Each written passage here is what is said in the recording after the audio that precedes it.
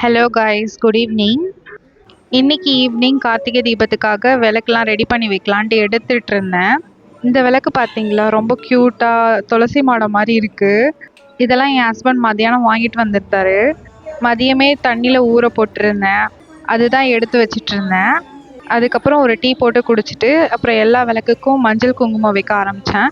இடையிலேயே நல்ல மழை, மதியம் வரைக்கும் நல்லா தான் இருந்தது. கரெக்டாக நான் கோலம் போட்டு முடித்த உடனே மழை வந்துருச்சு. அதுக்கப்புறம் கரெக்டாக இந்த நாள் ஃபுல்லாக யாருக்காக வெயிட் பண்ணியிருந்தனோ அவரை கரெக்டாக டிவியில் காமிச்சாங்க. ரொம்ப அழகாக காமிச்சிருந்தாங்க. நல்லபடியாக தரிசனம் பண்ணிக்கிட்டேன்.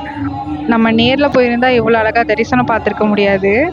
ஆனால் ஒரு நாள் நேரில் போய் பார்ப்பேன்னு நம்புகிறேன்.